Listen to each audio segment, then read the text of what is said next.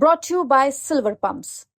Top quality और consistent performance के लिए सिर्फ सिल्वर पंप नाम याद रखना। दिल्ली विधानसभा चुनाव में आम आदमी पार्टी की हार के बाद पीएसी की पहली बैठक हुई और संगठन में कई सारे फेरबदल किए गए हैं। इसमें सबसे प्रमुख दिल्ली में संयोजक के पद पे बदलाव। सौरभ भारद्वाज हैं, कुछ देर पहले तक पूर्व मंत्री कह रहा था, अब दिल्ली के नए संयोजक हैं आप।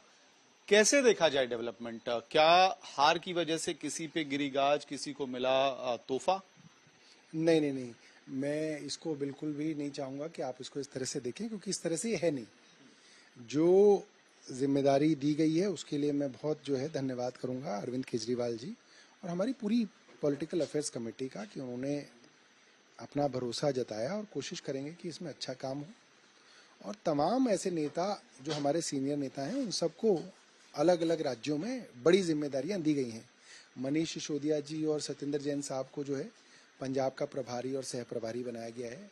गोपाल जी को और दुर्गेश पाठक जी को गुजरात का प्रभारी और सह प्रभारी बनाया गया है। तो तमाम लोगों को कहीं ना कहीं मुख्य जिम्मेदारियां दी गई हैं।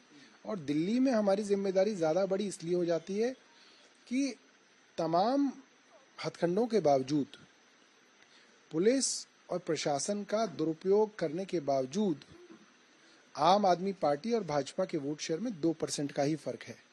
हम करीब 43.5% पे हैं, भाजपा करीब 45.5% पे है। तो एक तो आधी जो आबादी है उसकी लड़ाई तो हमें लड़नी है, क्योंकि उन्होंने तो हमें वोट ही दिया है, उनके हक के लिए तो लड़ना ही है।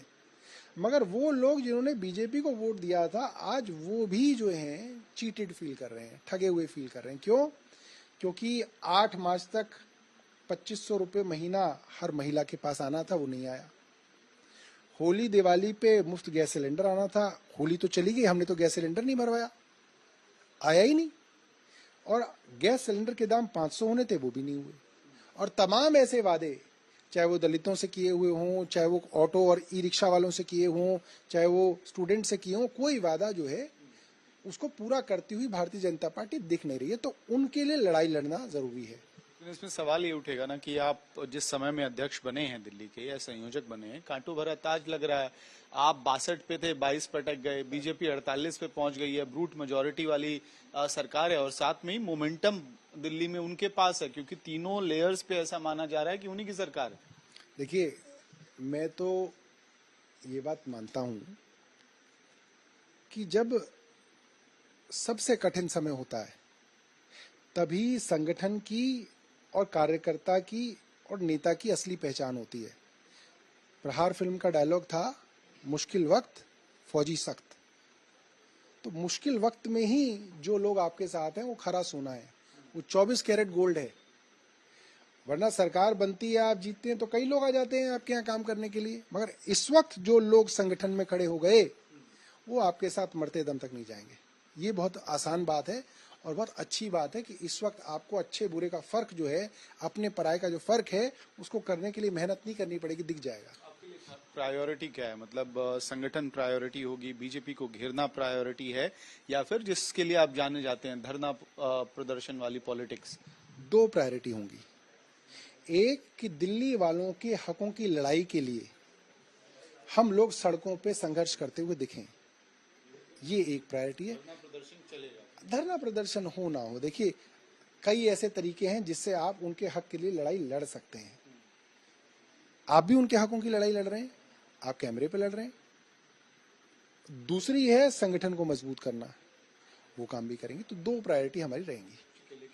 क्या जो दिल्ली यूनिट है उसमें सॉफ्ट हिंदुत्व का प्रभाव भी ज्यादा दिखेगा, क्योंकि आप खुद भी बजरंगबली के भक्त के तौर पे खुद को प्रोजेक्ट करते आए पूरे चुनाव के दौरान या उसके पहले भी, और साथ में एमसीडी कैसे बचाएंगे वो एक बड़ा चैलेंज है। नंबर्स अब आपके पास है नहीं मेजोरिटी वहां।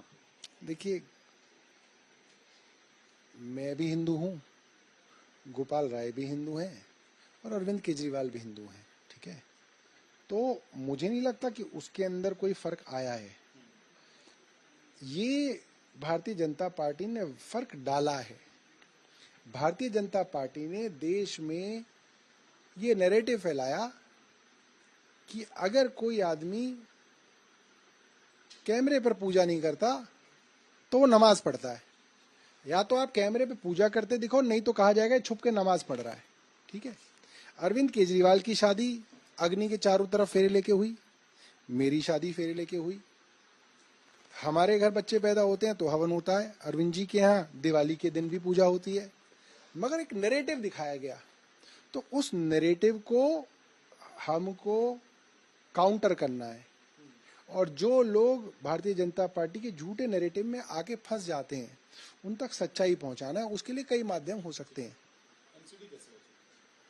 देखिए, दिल्ली कैसे बचेगी, हमारी तो चिंता ये है, दिल्ली के लोग कैसे बचेंगे।